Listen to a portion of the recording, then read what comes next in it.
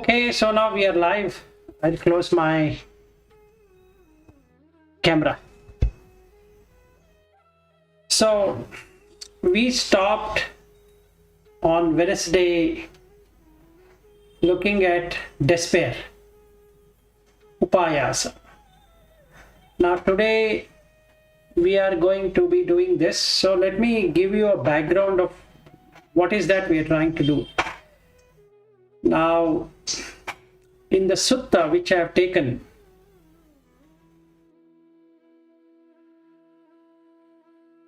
Pāsarāsisutta.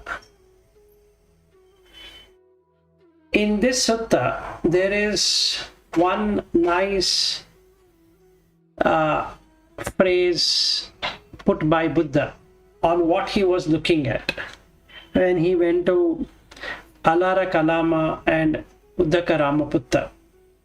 So it should have 7 things. One is, it should have nibbidāya, virāgāya, nirodhāya, upasamāya, abhiññāya, sambodhāya, nibbānāya. So these are the 7 things what one needs to have.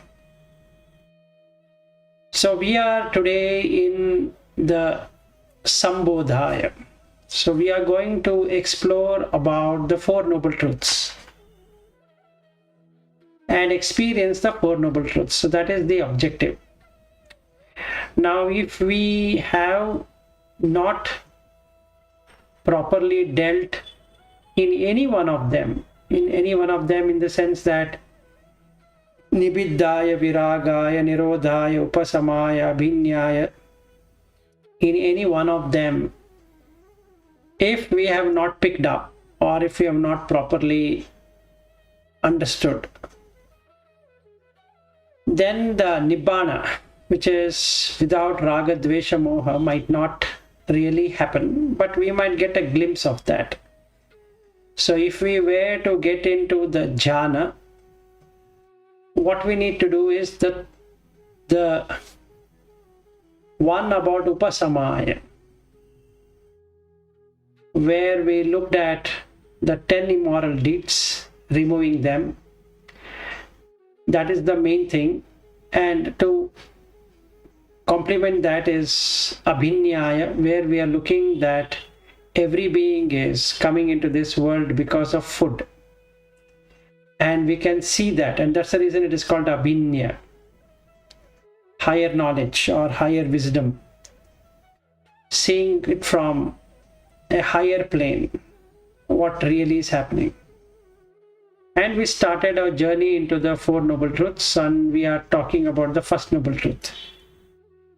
So today what we are going to meditate on is on appiyehi sampayogo dukkho, piyehi vipayogo dukkho, yampichan nalabati tampi dukkhan, sankithena panchupadana khanda dukkha. So this is the one we are going to be practicing today. So we'll take the first one, which is appiyehi sampayogo dukkho. Sampayoga. Sampayoga means to join with an intention to get something out of it. But we are joining with something which we don't like. Appiyehi is that which is not liked. And that causes tremendous anxiety or tremendous pain. And in better word of Pali is dukkha. So how does that happen?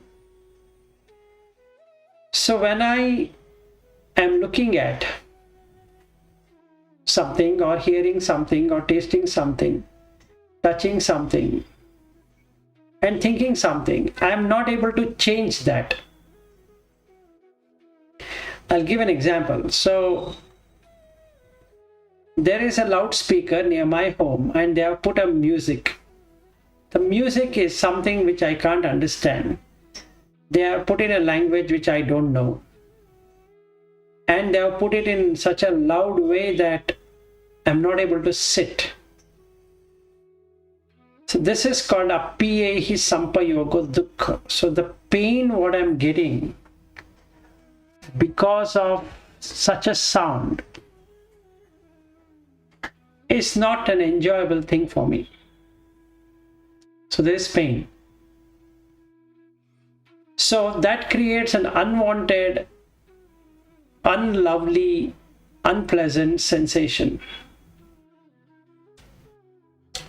All that I want is that sound and sight and taste and touch and smell should be lovely, should be pleasant, should be what I expected it to be, meaning what I wanted it to be.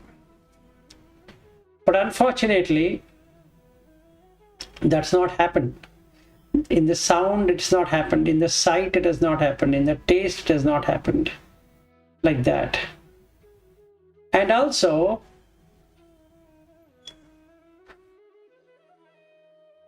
there are people who don't like my welfare in this place.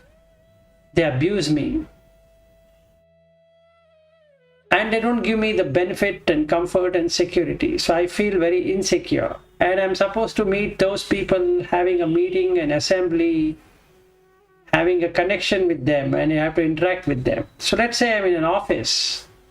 You can certainly see this. I don't like many people there, of their attitudes and the way they dress, or the way they talk, the way they walk, the way they put forth their arguments on work.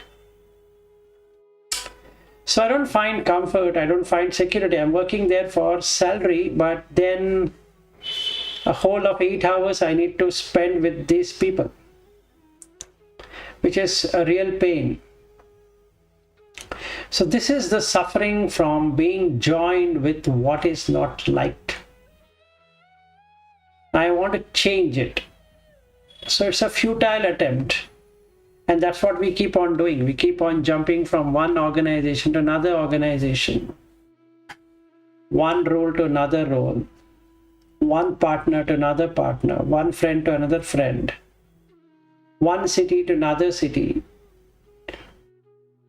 one country to another country,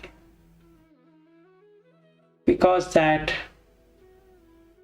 we are not happy wherever we were.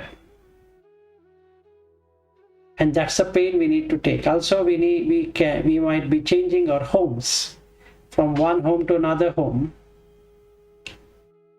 because it is abhiññāya sampayogo dukkha. Then the contrasting is abhiññāya vipayogo dukkha. I like something, but forcefully I'm supposed to be taking something else. So I'm getting parted with what I'm liking. So I was having a good time. I wanted it. It was coming and it was pleasant. It was lovely. But then something happened. I was pushed out, or the people went away. So the forms, the sound, the smell, taste, touch and thoughts are not in line with what it should have been. And there were people who were seeking my benefit, seeking my welfare, seeking my comfort, and they have moved to another city, another town, another place, another organization, another country. Or my mother and father, brothers, sisters. Like in my case, I don't have my father and mother. So they were loving me, I was loving them, and then they're not there anymore. And my brother is staying in another city, so he's not here. If I want to share something or talk to him something, I need to go by WhatsApp video or something like that. Or friends or companions, blood relatives, we are not meeting because of COVID-19. So everything has become virtual. So it was all going fine before COVID. Now it is very painful to have meetings, assembly, connection, interaction, which is not happening as what I expect it to be. And 2 days back, a new virus has been traced from South Africa, and then people have come to Bangalore, and then there is a lot of commotion happening in this part of the world. So I don't like piyehi vipayogo dukkha. Whatever I am liking, things have got removed. The previous one, I got engaged with something which I did not like. Here I was enjoying a good life and the other things have changed. So which is again a suffering for me. Now we come to yam picchan na labhati tampi dukkham. Now I have a longing, including nibbāna.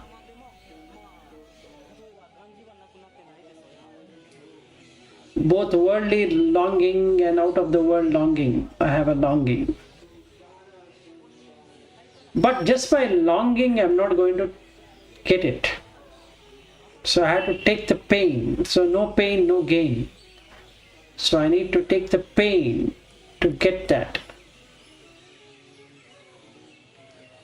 So the first thing is, why was I born? Because all these problems have started after I was born. Meaning, problem of getting food, problem of staying in a city, water, sanitation, roads, schooling, the primary or the kindergarten school, to the high school, to the college, to the graduation, then finding the job and getting married and having children. All these have happened because of birth and is going to slowly turn down to death. I don't like, certainly, this painful thing. And I'm going to say that please, may not birth come to me. But this cannot be stopped, or this cannot be attained just by longing for it. So I'm not going to end the rebirth. I have to do something about it, but then just by saying it, unfortunately, I cannot stop. Same thing with relation to old age.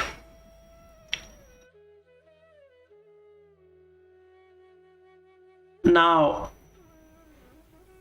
10 years back, I was something, this body was something.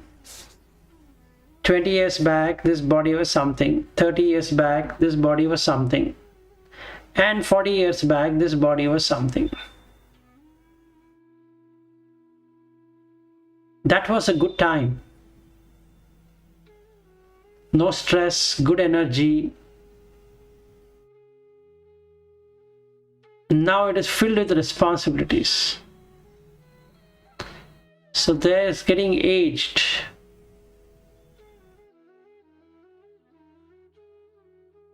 I don't want to age. Let the old age not come to me. But by saying that I cannot do anything just by longing. So this is a pain and suffering that has to be taken. Then from my birth till date, and in the case of everyone, nobody loves diseases manifesting in their body. But unfortunately, these things come to us. Longing that I should not get health upset is not an option. I might say that I should not fall sick. I can say that I don't want to become aged. I can say I don't have to be born. But saying doesn't do anything. It cannot reverse back. And also, nobody can promise that the disease will not come. No country, no person, no animal, no plant can really make a distinction that it will not get sick. Plant also goes through sickness, animals also go through sickness, and the human also goes through sickness. So that's again a pain I need to carry. And then death. Let the death not come to me or to my loved ones. I can't stand either I dying or they dying in front of me. It's a very dreaded thing. I'm going to become lonely immediately. If anything happening to my family members, near and dear ones, what's the fate? What's the state of my mind? It brings fear. It brings such a dreaded one. I don't want them to die in front of me. I don't want them to become sick in front of me. I don't want them to be aged in front of me.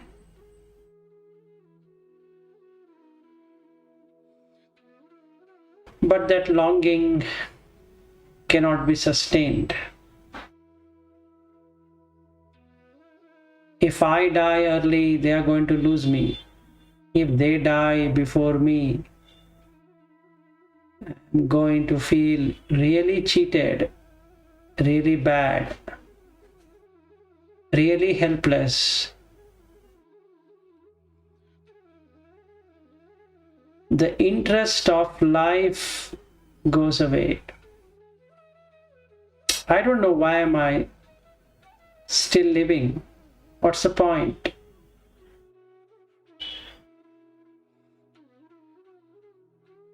Who will take care of me if I get sick?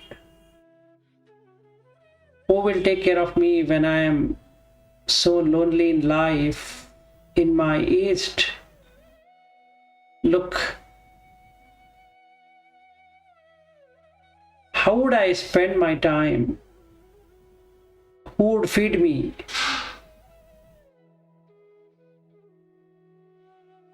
These questions torment me a lot.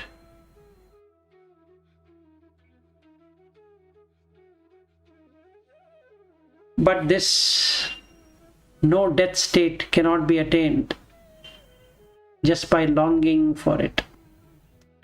And this is the worst pain anybody can go through.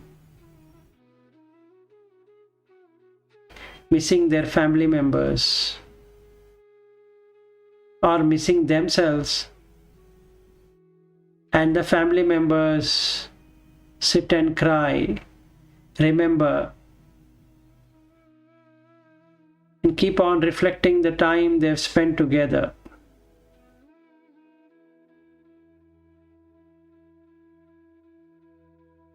Look at that reality of death. How would you feel?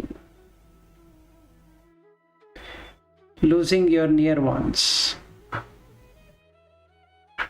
husband losing a wife, wife losing the husband,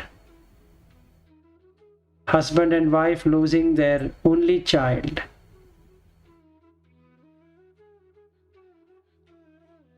Now let's contemplate on the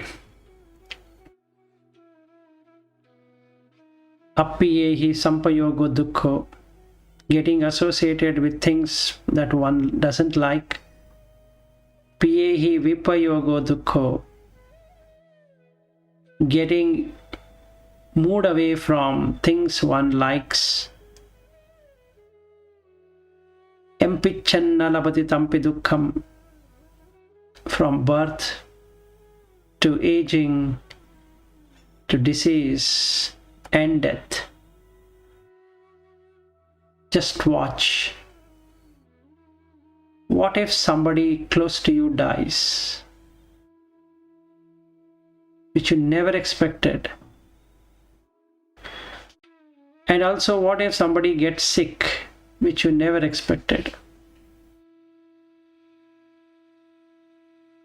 See what happens to your mind.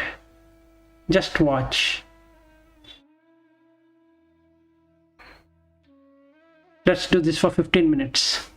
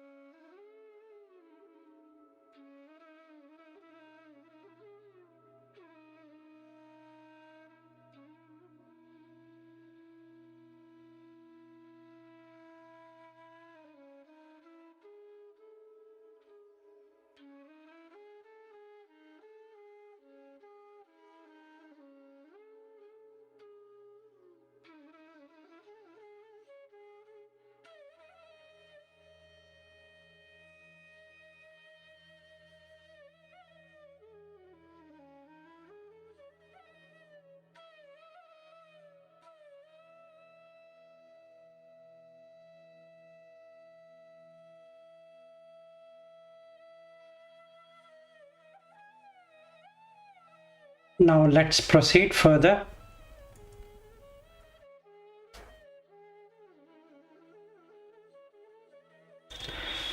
If you see, after that, it comes to soka, parideva, dukkha, domanasa, upayasa. So once the birth is a condition, aging becomes a condition, disease becomes a condition, till we reach. So even though nobody wants to get into despair, into a helpless situation, ultimately it leads to that. So this is the pain one undergoes. This is the dukkha satya. And one can see it starting with food. And all the things we have done in this world is to take care of four things: food, shelter, clothing, medicines. Not that we should not take care, we should recognize that these are the only four requisites for which everyone is striving. And in each category there is dukkha.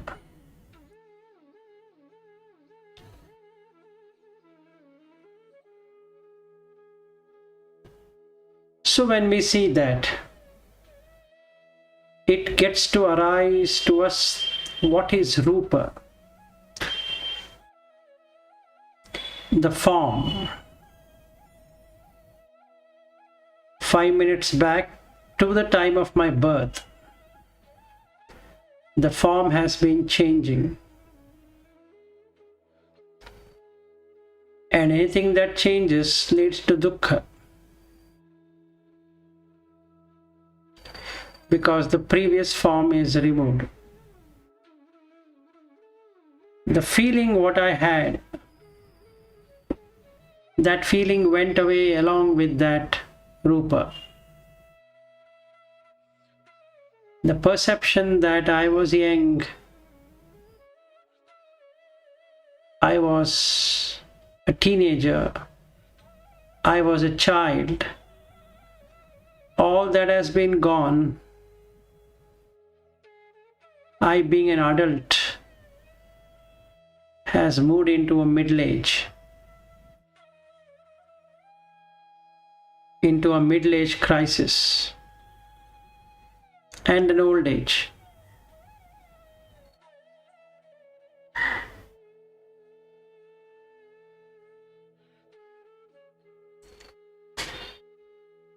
The volitional actions I have taken from my birth till date is all erased away, just like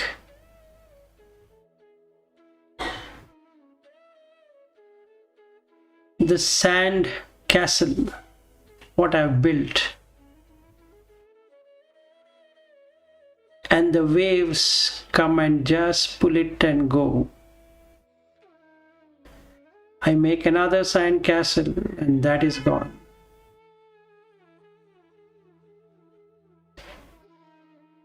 And the vijnana, the experiencer or the experience provider, that also has gone along with the rupa, vedana, sanya, sankhara. So this is the whole mass of suffering. Khanda means heap, joined together.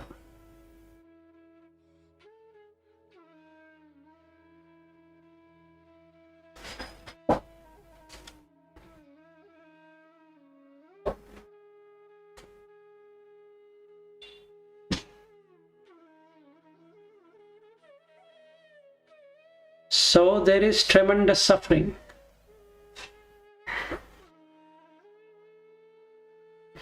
And it is non-stop. Cannot do anything.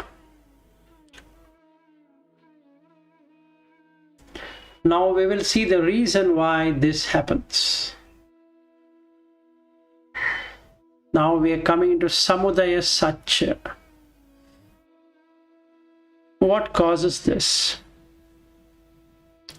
It's caused by craving.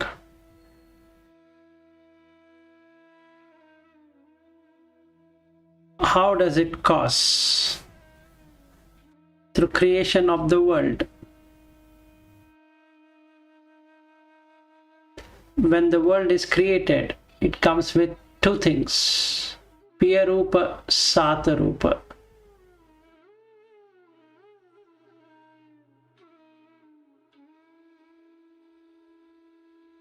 Piyarupa, likable. Satarupa, agreeable. So the craving is going to sit on something which is likable and agreeable.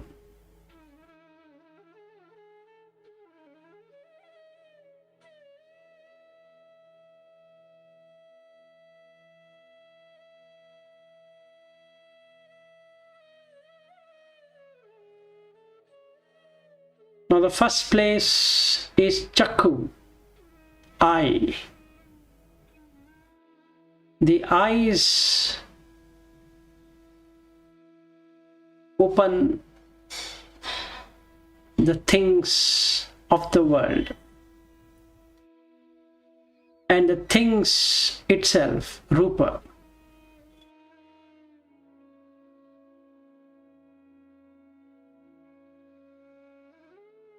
Now for these two to work, there should be chakku vijnāna.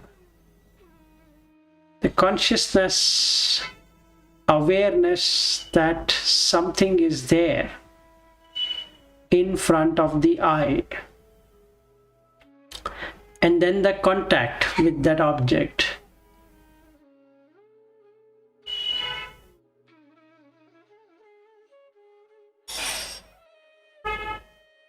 And the feeling got through that.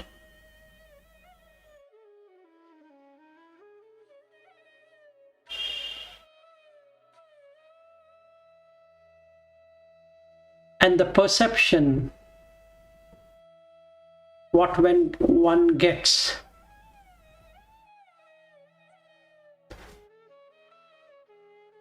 And then the desire to make it as mine.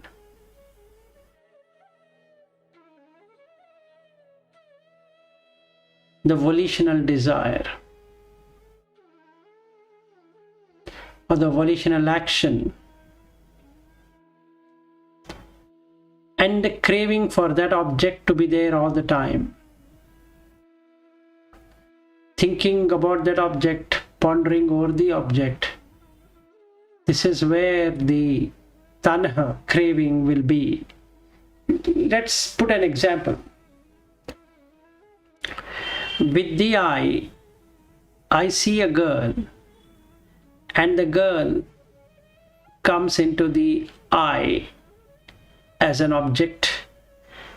Consciousness makes that object to be materialized, and that materialization creates the feeling. And feeling will be either pleasant or unpleasant or neutral. And depending upon that, I get the perception of what kind of girl that is. And then a volitional action to make that girl as mine through marriage. And then the craving to touch that girl, to feel that girl, to make that girl to be my wife. And then starts thinking about her, dreaming about her, and then pondering over her. All of this have craving as the source.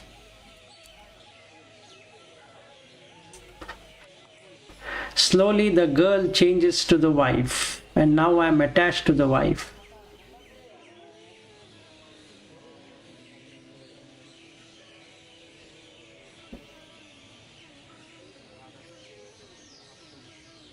Same thing with Saddha and Sota. that is ear and sound. Ghana and Gandha, nose and smell. Jivha rasa. Jivha is the tongue and the rasa is the taste for that. Kaya and pattabha, the body and the touch. Mano and dhamma.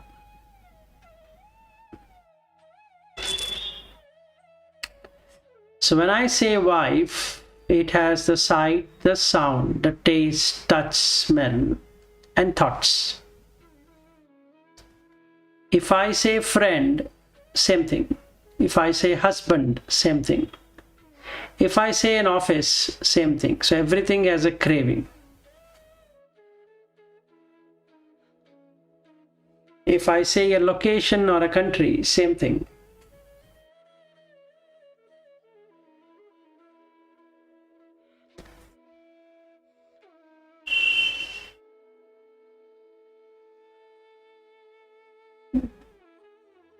So based upon the Dukkha Satya, what we just now completed, let's look at the Tanha. So take 15 minutes and contemplate on the name and form and how this will get settled. The eye and the sight, in both the cases, Piyarupa Satarupa, meaning liking and agreeable. That's what Tanha is going to do. So either you will get Raga, if that is not likable and agreeable, then you get Dvesha. Both are part of Tanha, craving.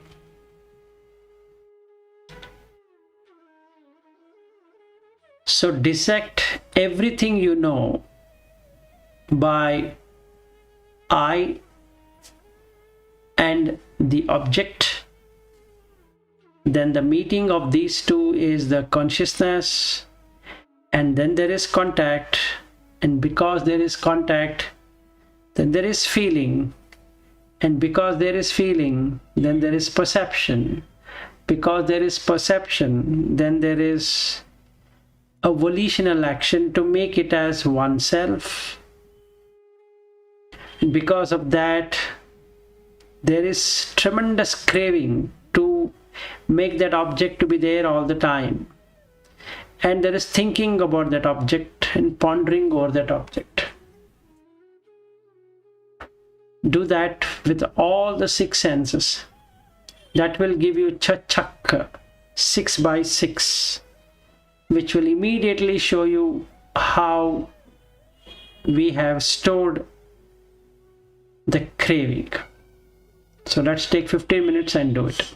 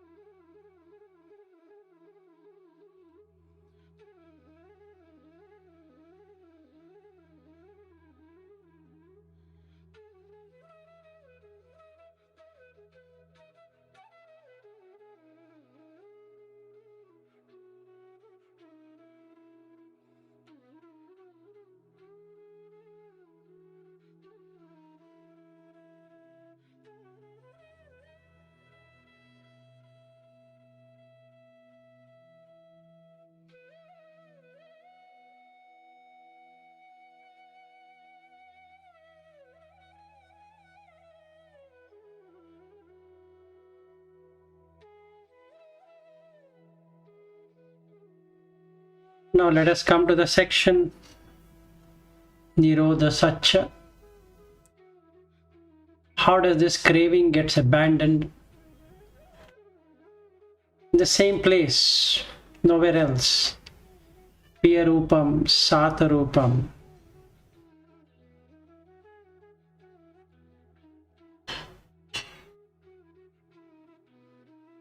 It terminates once one sees with discretion. How do I see that? Through Anicca, Dukkha, Anatta.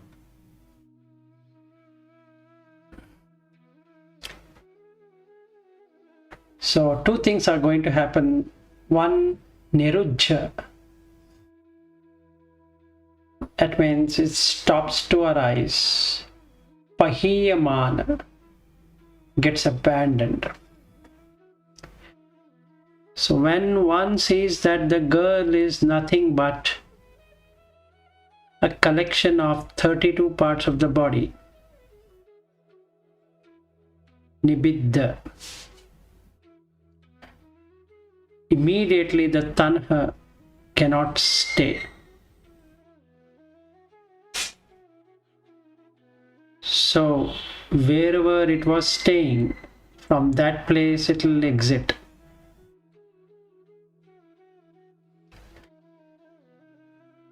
So there is no girl, so there is no wife.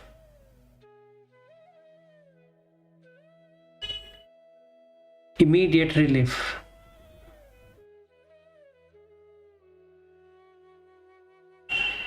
If I name something like Bangalore, and then all problem starts. If I see it just a place to stay, and then there is no problem, then there is no craving, which comes in two parts, liking and disliking. I like something in the girl and I don't like something in the girl. I like something in Bangalore and I don't like something in Bangalore.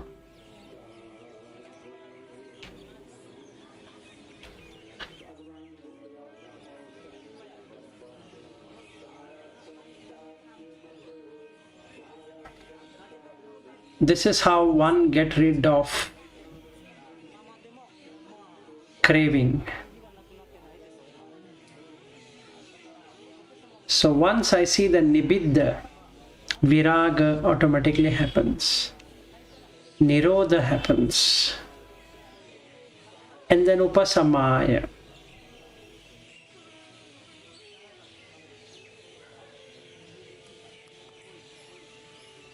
I'm able to see how things work. Abhiññāya. Now I have seen the sambodhāya. What is the dukkha? What is the reason for that dukkha? How do we get out of dukkha?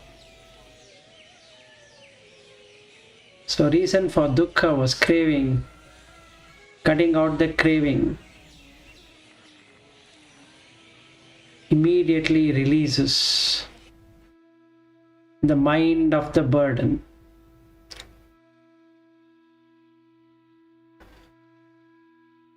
You can continue your practice for as long as you want for today. And then let's meet up on Monday.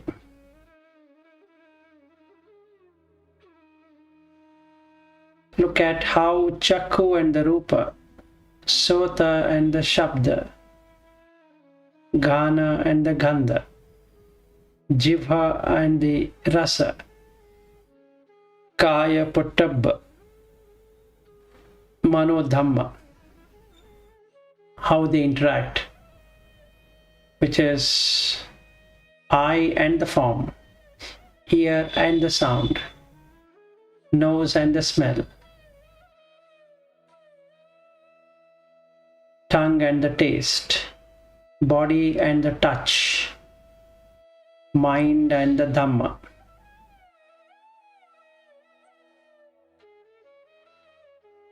In each there is craving. and cutting that craving immediately gives you relief. The liking and disliking goes away. Without these two, there is no moha, delusion. The delusion was the girl. The delusion was the location. The delusion was the job. The naming of it. And considering the naming is myself. And making it as mine.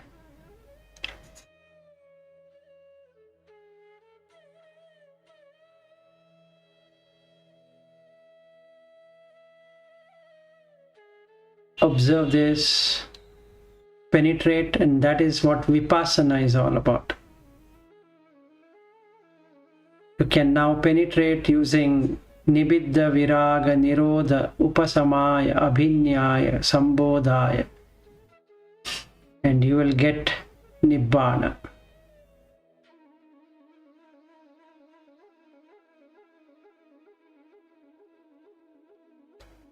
"32 parts of the body is nibbidāya. Senses and sense object is virāgāya. Whatever has arisen will not come back is nirodhāya. Because it already passed away, just like yesterday, day before yesterday and all that. Upasamāya is the 10 immoral removal, and in its place having 10 moral gives peace. Abhiññāya, looking at food is the source of everything, and then once we identify there is dukkha, then sankhara dukkha, volitional actions which we have to do all the time. Viparinama dukkha, unexpected changes. Sambodhāya, about dukkha, the cause of the dukkha and the relief from dukkha.